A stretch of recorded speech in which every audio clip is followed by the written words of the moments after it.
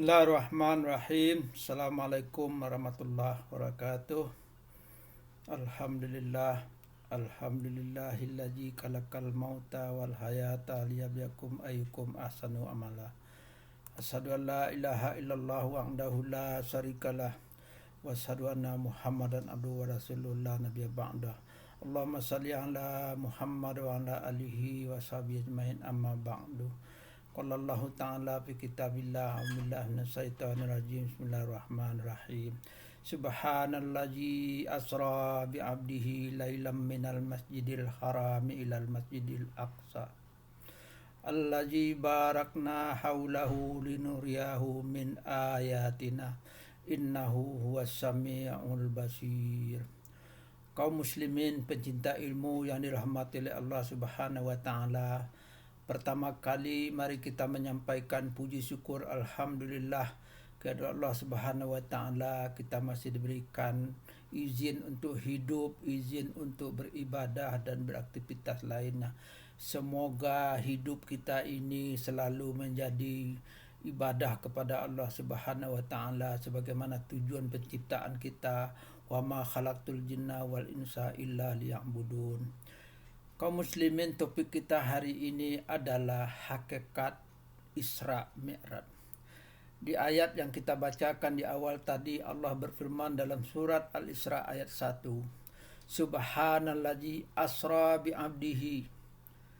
Maha suci Allah yang telah memperjalankan hambanya lailam minal masjidil harami ilal masjidil aqsa, pada malam hari dari Masjidil Haram di Mekah ke Masjidil Aqsa di Palestina.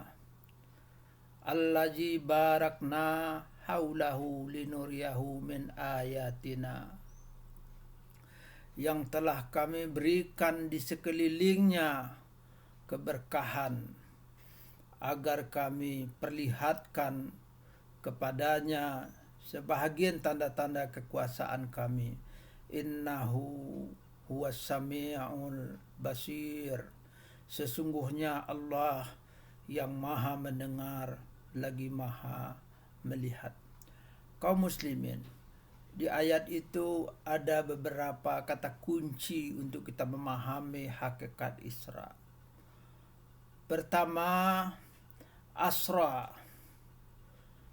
artinya memperjalankan.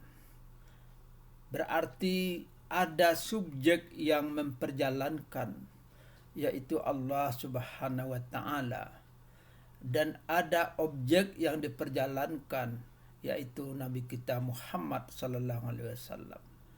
Jadi dalam Isra Mi'raj ini bukanlah kehendak dari Nabi untuk melakukannya, tetapi adalah atas kehendak Allah. Yang kedua, apakah Nabi Abdun itu diperjalankan oleh Allah dalam Isra Mi'raj itu secara fisik rohani atau secara rohani saja?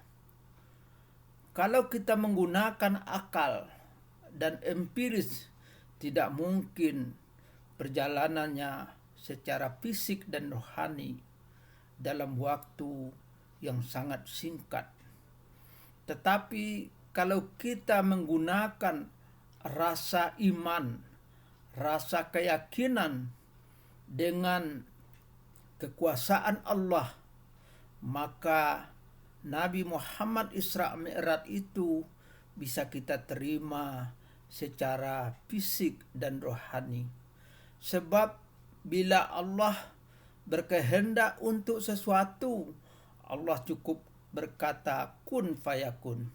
Innama amruhu iza arada say'an ayyaqula lahu kun fayakun. Kenapa Allah mengisrakan atau memperjalankan Nabi atau memerintahkan kepada Nabi untuk Isra dan Mi'raj? Itu terjawab di ayat linuriyahu min ayatina, agar Allah untuk memperlihatkan kepada Nabi Muhammad dan kepada orang-orang yang datang kemudian, percaya atau tidak dengan peristiwa Isra itu sebagai tanda kekuasaan dan kebesaran Allah Subhanahu wa taala. Ketiga, kenapa Isra dan Mi'raj itu ditakdirkan oleh Allah pada malam hari? Pertama, waktu malam itu pada umumnya diturunkan wahyu oleh Allah. Khususnya Al-Quranul Karim itu diturunkan di Gua Hira pada malam hari. Yang kedua, malam kemuliaan yang kita kenal dengan Lailatul Qadar itu terjadi juga pada malam hari. Kemudian dikabulkannya doa-doa atau waktu yang terbaik untuk kita berdoa itu juga pada malam hari, terutama ketika kita bangun setelah salat tahajud dan kita berdoa kepada Allah, itu adalah waktu yang paling tepat untuk kita diangkat derajatnya oleh Allah dalam berdoa.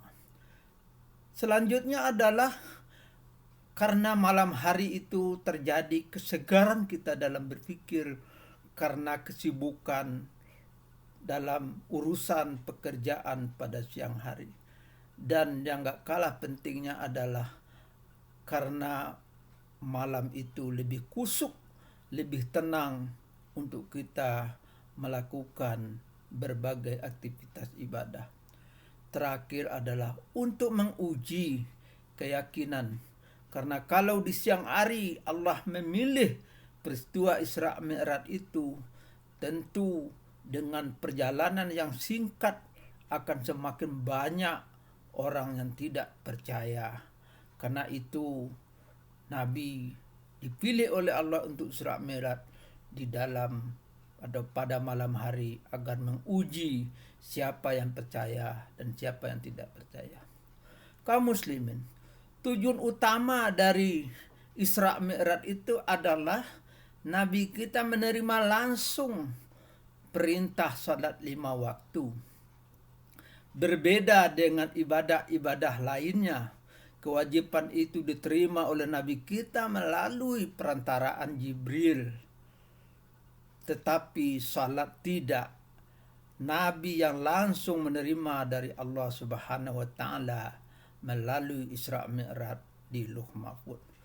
Makanya ibadah salat itu adalah tiang agama dan menjadi pembeda antara muslim yang bukan muslim, antara yang beriman dan bukan yang beriman. Dan salat juga tidak bisa diganti dan diwakilkan atau dibadalkan kepada dan dengan apapun. Salat adalah media yang sangat sempurna untuk kita terkoneksi dan dialog dengan Allah Subhanahu wa taala secara langsung. Makanya kita harus mengerti, menghayati dan paham apa yang kita baca dan lakukan dalam salat.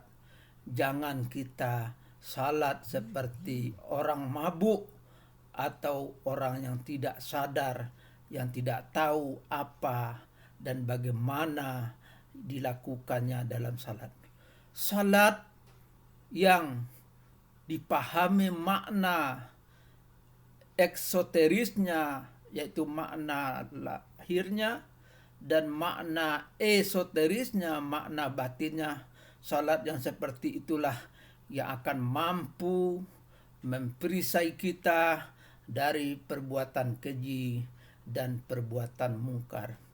Karena itu mari terus menerus kita perbaiki salat kita, karena salah satu ciri orang yang beruntung itu adalah salatnya yang khusyuk, alladzina hum an salatihim khashi'un. Salah satu cara untuk khashi'un itu adalah kita mengerti yang kita baca, kita paham yang kita lakukan, kita hadirkan Allah ketika kita melakukan salat. Semoga kita selalu terbimbing untuk menghayati, makna-makna salat kita serta mampu merefleksikannya dalam kehidupan nyata kita sehari-hari. Terima kasih, mohon maaf. Wabillahi taufiq wal hidayah. Assalamualaikum warahmatullahi wabarakatuh.